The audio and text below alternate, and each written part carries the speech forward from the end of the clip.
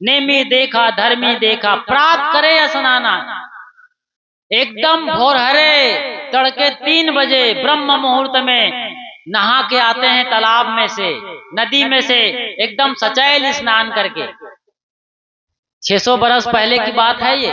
अभी भी हम, आप गौर करिए, 40 साल 30 साल पहले हमारे गांव के लोग नदी में या तालाब में जाते थे, जो धोती लगा के जाते थे, उसी धोती को पूरा भिगा करके नहा करके उसी को लपेट करके आते थे।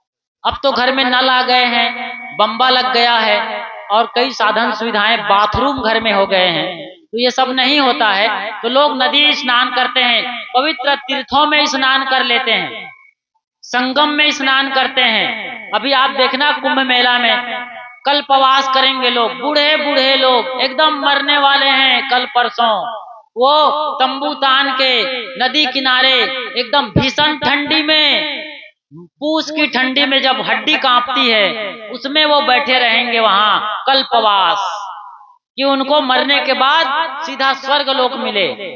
ये बात आई हुई है धर्म शास्त्रों में, और आपके तमाम पंडित पुरोहित इनकी चर्चा करते हैं। तो लोगों को लगता है कि हम भी ऐसे मरेंगे, ऐसे धर्म कर्म करेंगे। नेमी देखा धर्मी देखा, प्रात काल स्नाना, एकदम तड़के नहा के आते हैं, लेकिन आत्म मार पसाना ही पूजे। ये क्रांतिकारी बात है। आत्म मार पसाना ही पूजे, उनमें किछौ न ज्ञाना।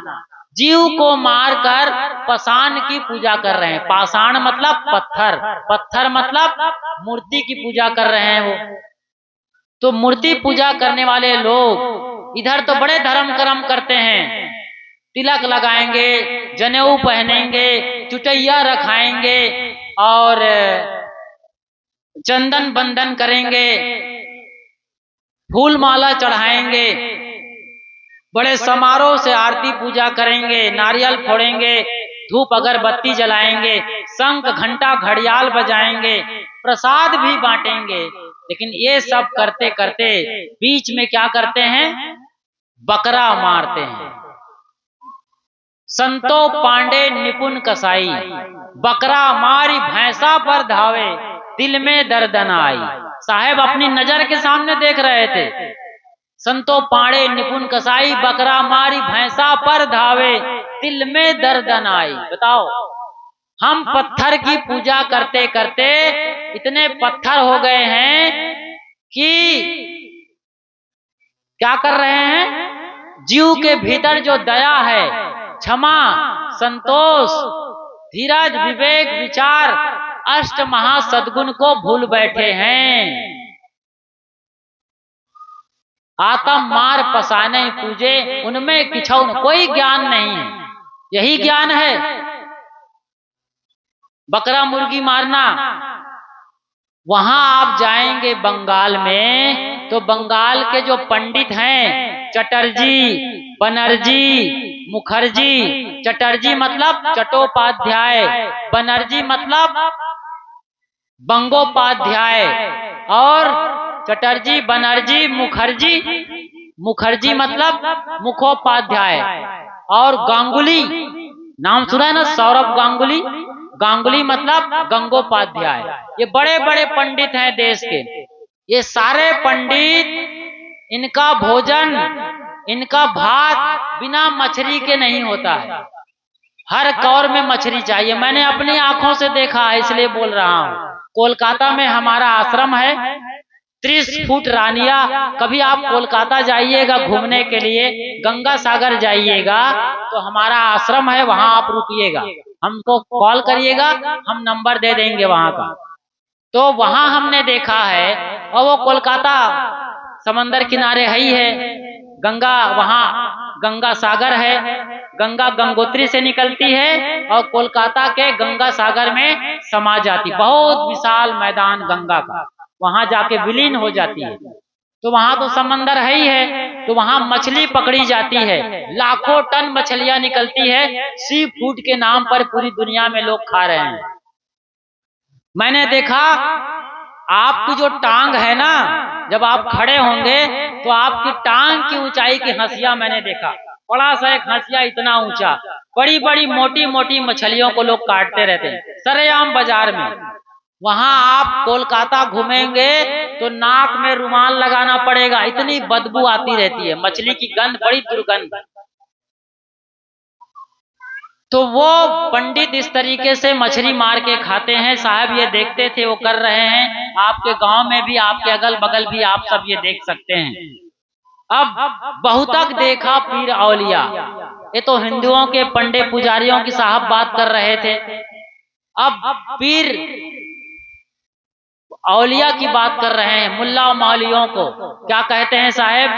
बहुतक देखा पीर औलिया, पढ़े किताब कुराना, कै मुरीद तदबीर बतावे, उनमें वह जो ज्ञाना। बहुतक देखा पीर औलिया, औलिया तपस्वी, पीर कहते हैं गुरु को, उसी में मुल्ला उनके धर्म गुरु हैं, मौलवी जो है वो भी ऐसे ही उनके रीति रिवाज को निभाने वाले गुरु हैं। बहुतक देखा पीर औलिया, पढ़े किताब कुराना, वो कुरान शरीफ पढ़ते हैं और भी तौरेत, इंजिल, जंबूर जैसे उनके धर्म ग्रंथ हैं उनको पढ़ते हैं और वह ज्ञान वही बांटते हैं, वही भ्रमपूर्ण अंधविश्वास। वो कहते हैं कि यहाँ दान धर्म करो तो तुम्हें स्वर्ग मिलेगा, बेहिश्त मिलेगा, जन्नत मिलेगा। स्वर्ग में क्या है? मुसलमानों का स्वर्ग के बारे में सुने हो? स्वर्ग में एकदम आदमी हमेशा 16 साल का रहता है, 16 से 18-20 साल का जवान रहेगा। वहां अरे यहाँ तो 10-15 रसगुल्ले खाओगे तो पेट भर जाएगा, 4-5 आम खाओगे तो पेट भर जाएगा। लेकिन वहां 56 भोग छक करके भोगो, कभी पेट नहीं भरेगा, चाहे जितना परात परात खा जाओ, 50 परात खा जाओ, पेट नहीं भरेगा। ये स्वर्ग की कल्पना है। यहाँ पसीना आता है गर्मी में, वहां कोई पसीना नहीं आता, एकदम फुल एयर कंडीशनड है वो। जो दुख तकलीफ पीड़ा यहाँ होती है जन्नत में, बिहिश्त में, वहां स्वर्ग में कोई दुख तकलीफ नहीं है, वहां कभी मरेंगे भी नहीं। किसी भी भोग को वहां भोग लो, आपकी इंद्रियां थकेगी नहीं, कितना खाओ न मुंह में दर्द होगा, न जीभ थकेगी, न पेट भरने वाला, खाते रहो खाते रहो खाते रहो। वहां टॉयलेट जाने की भी जरूरत नहीं है, पता नहीं क्या धुआं बन के निकल जाएगा या हवा बन के उतना खाओगे कहाँ जाएगा। अद्भुत है भाई, ये स्वर्ग की बातें कुरान शरीफ में लिखी हुई है, मैं अपनी ओर से बना के नहीं बोल रहा हूँ। बहुत सारी बातें उटपटांग लिखी हुई हैं धर्म शास्त्रों में। यही बात साहेब कहते हैं कि कहीं कोई स्वर्गलोक नहीं है, कहीं कोई बिहिश्त नहीं है। हमारी बेटी कौन? कल्पना चावला। कल्पना चावला हरियाणा की बेटी थी, अंतरिक्ष यात्री थी, हमारी देश की ओर से अंतरिक्ष की यात्रा करके लौट रही थी। पूरा अंतरिक्ष जो आसमान में दिख रहा है, शून्य आकाश, लौटते लौटते उसका प्लेन में आग लग गई थी और वो जल करके शहीद हो गई। ऐसा ही एक और बेटी है गुजरात की, सुनीता विलियम्स, जो नासा के लिए अमेरिका की ओर से यात्रा करती हैं। इसके पहले हमारे देश के पहले अंतरिक्ष यात्री राकेश शर्मा, स्क्वाड्रन लीडर राकेश शर्मा, और उसके पहले यूरी गागारिन जैसे कितने अंतरिक्ष यात्री पूरी दुनिया घूम के आ गए, कोना कोना। अभी हमने मंगलयान और उसकी तैयारी चल रही है, इसके पहले चंद्रयान भेजा है, चंद्रयान 3, विक्रम लैंडर और प्रज्ञान रोवर उसके साथ भेजा। ऐसे कितने अंतरिक्ष यात्री, कितने अंतरिक्ष यान, और सबसे पहले वायजर 1 और वायजर 2, ये 2 बड़े यान 50 साल से घूम रहे हैं, कोना कोना चप्पा चप्पा छान लिए अंतरिक्ष का। उन्हें कोई स्वर्ग और कोई नरक नहीं मिला है। स्वर्ग नरक होता, देवता वहां बैठे होते तो पानी ठीक से बरसाता ना जी, इतनी गर्मी क्यों करता। भगवान को कहा जाता है सर्वशक्तिमान है, सर्वव्याप्त है, सर्वज्ञाता है, तो वो नहीं देख रहा है कि उनके बच्चे कच्चे यहाँ 50 डिग्री में झुलस रहे हैं, जल रहे हैं, इतने सैकड़ों लोग मर गए अभी गर्मी के सीजन में। कोई भगवान क्यों बारिश नहीं करता? इतनी गर्मी क्यों कर रहा है? ऐसा तो कोई नहीं देखा जा रहा है। कोई भगवान हो और हम उनसे प्रार्थना करें, हमारी प्रार्थना सुन लें और राहत भेज दे। बाढ़ आ जाती है, पूरा बिहार बह जाता है और कोई भगवान बचाने नहीं आता। इसी तरीके से बाड़मेर जहाँ रेगिस्तान है और चुरू जहाँ पर 50 से 60 डिग्री की गर्मी पड़ती है, आप जाओगे तो झुलस जाओगे, चेहरे में सिकन जो आती है उस जगह पर आग लग जाएगी। लेकिन वहां भी कोई मौका आता है, बाड़मेर में भी इतनी बाढ़ आती है, उस रेगिस्तान में भी समंदर लहराने लगता है।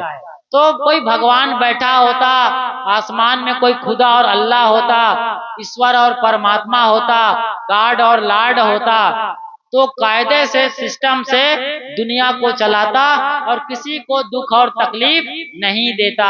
ये साहब कहते हैं कि वो किताब पढ़ते हैं, कुरान पढ़ते हैं, मगर अपने लोगों में वही भ्रम और अंधविश्वास की बात बताते हैं और सब उल्टा पुल्टा बताए जा रहे हैं, सिखाए जा रहे हैं।